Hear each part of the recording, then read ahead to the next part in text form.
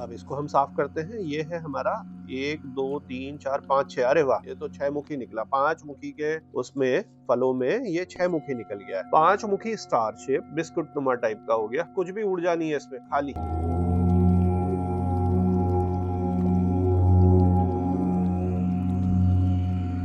ओम नमः शिवाय मेरे प्यारे शिव भक्तों। आज मैं आपको फिर से दिखाने वाला हूँ 5 मुखी पुराना रुद्राक्ष। तो मेरे प्यारे शिव भक्तों, ये जो पुराने 5 मुखी हैं, हमने 1 से 1.5 दिन इनको जल में जो है भिगोकर डुबोकर रखा है, ताकि इसमें जो इतने सालों की मिट्टी है, वनस्पति है, वो जो कड़ी हो गई है, चिपक गई है और पूरे भर चुकी उसके मुख में, उसकी मुखियों में, हर जगह, जिसके कारण वो खिल के नहीं आ रहे। तो एक आम आदमी पुराने रुद्राक्षों को समझ नहीं पाता है, क्योंकि वो उसको जो है उसका कटीलापन नहीं दिखता, जबकि वो बहुत ज्यादा कटीले हैं। एक तरीके से ये कह सकते हैं कि छुपा हुआ हीरा है और वो रॉ फॉर्म में है, तो आप तो उसको कांच ही समझेंगे या बड़ा ही कुछ और उसको समझेंगे। तो आज आपको यही पुराने जो 10 12 15 साल पुराने 5 मुखी रुद्राक्ष हैं, इनको साफ करके करीब से दिखाते हैं और दिखाएंगे कि किस प्रकार से ये एकदम खिल जाते हैं। और इनका 5 मुखियों का आप अलग अलग, आपको पता ही है, प्रयोग कर सकते हैं। कवच में कर सकते हैं। 5 मुखी जो हमारे भगवान शिव के 5 मुख हैं, उसके कवच बना सकते हैं।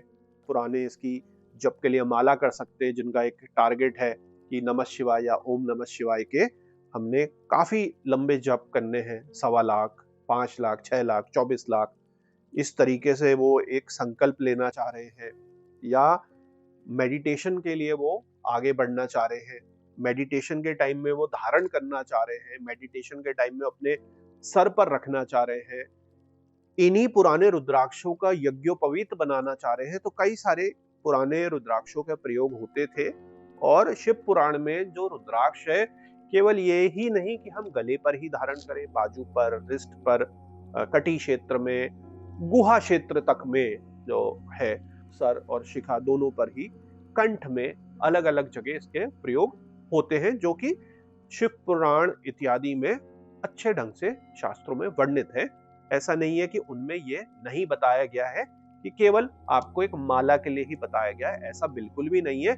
शरीर के लगभग हर पार्ट में आप रुद्राक्ष को धारण कर सकते हैं। शिव पुराण आप अगर पढ़ेंगे तो आपको पता चलेगा। बाकी पुराणों में भी, 2-3 और पुराणों में भी इसका बहुत साफ साफ बड़ा ही डिटेल में वर्णन है। और इसकी मैं एक ऑलरेडी वीडियो बना चुका हूं, आपको देखना पड़ेगा प्लेलिस्ट में, कि पुराणों के हिसाब से एग्जैक्टली रुद्राक्ष कौन सा मुखी क्या बताया गया है, उसका जो दिव्य लक्षण है, किस चीज के लिए पहनना है, और दूसरा किस किस क्षेत्र में हम रुद्राक्षों को धारण कर सकते हैं। तो चलिए वीडियो को प्रैक्टिकली बढ़ाते हैं और यहीं पर ही आपको एकदम पास से पुराने 5 मुखी रुद्राक्षों को साफ करके दिखाते हैं। तो मेरे प्यारे शिव भक्तों, चलिए कुछ जो पुराने 5 मुखी रुद्राक्ष हैं उनको डालते हैं और इनमें से कुछों को साफ करके देखते हैं। तो चलिए, ये देखिए, ये तो बूंद टाइप का रुद्राक्ष है। पहले के टाइम में बूंद टाइप के बहुत रुद्राक्ष होते थे। फिर जलवायु परिवर्तन, गर्मी का हर जगह बढ़ जाना, पोल्यूशन का हो जाना, फर्टिलाइजर, हार्मोन्स और रसायनों का बढ़ जाना, उसके कारण ये बूंद वाले बहुत ही ज्यादा कम हो गए हैं। अब इसको हम साफ करते हैं। ये है हमारा 1 2 3 4 5 6। अरे वाह, ये तो 6 मुखी निकला। 5 मुखी के उसमें फलों में ये 6 मुखी निकल गया है। बहुत ही बढ़िया है। अब जब हाथ में आ ही गया है ये 6 मुखी, तो इसी को ही साफ कर देते हैं। उसके बाद देखेंगे कोई 5 मुखी, इसमें अधिकतर तो 5 मुखी होंगे। ये तो बाय चांस आपका 6 मुखी इसमें आ गया। और मैं आपको बताऊं, ये एक मेडिटेशन एक्सरसाइज है। बहुत सारे लोग मिट्टी लगे हुए, वनस्पति लगे हुए रुद्राक्षों को ही ले सकते हैं एज इट इज और खुद ही साफ करिए। ये एक बहुत ही मेडिटेटिव एक्सरसाइज है। एक तरीके से जैसे आप निर्माण करते हैं खुद अपने हाथ से पार्थिव शिवलिंग का, या कोई आप माइंड फ्लो मेडिटेटिव पेंटिंग करते हैं। आपकी आर्ट बहुत अच्छी नहीं है, लेकिन वो एज अ एक्सप्रेशन आप वाटर कलर पेंटिंग करते हैं, जो आपके जो इमोशंस हैं उनको बाहर निकालती है थेरेपी पे। तो इसी तरीके से ये रुद्राक्ष को जब आप क्लीन करते हैं पुराने, ये भी एक प्रकार की थेरेपी है। आप भगवान शिव के शिवलिंग पर जल चढ़ाते हैं, दूध चढ़ाते हैं, घी चढ़ाते हैं, शहद चढ़ाते हैं, वो भी एक तरीके की थेरेपी है जिसमें चेतना चिकित्सा, प्राण चिकित्सा, धारणा, ये सभी बनती है। तो ये सारी चीजें जो है वो मेंटली डीप सिंबलाइजेशन है हर चीज की। अब ये देखिए आपके सामने जो रुद्राक्ष था धीरे धीरे 50, 60, 70% साफ हो गया है। और एक बारी हम सॉफ्ट ब्रश से भी इसको साफ कर लेते हैं। लोहे के ब्रश के बाद बहते हुए पानी में आप करेंगे, नलके के नीचे, उजाले में, नेचुरल लाइट में आप करेंगे तो जल्दी साफ होगा, अच्छा रिजल्ट आएगा। आराम से आप साफ करिए, आराम से करिए। तो ये देखिए, ये जब सूखेगा, अभी तो इनमें पानी भर गया है, जब ये सूखेगा तो ये और ज्यादा क्लीन दिखेगा। अभी मैं आपको सूखे वाले भी दिखाता हूँ कुछ। अब देखिए, बूंद, लाइनें सब गहरी, स्पष्ट, अभी अंदर इसमें है मिट्टी। ये देखिए बहुत ही सुंदर छहमुखी कैसा था और किस प्रकार का ये हो गया है। मेरे प्यारे शिव भक्तों, देखिए एक 5 मुखी कितनी गहरी लाइनें हैं, साफ करके देखिए किस तरीके से इतना सुंदर ये आपको दिख रहा है, स्टार शेप में ये है। तो चलिए एक को यहीं पर आपके सामने साफ करते हैं। कोई गंदा सा ले लेते हैं हम।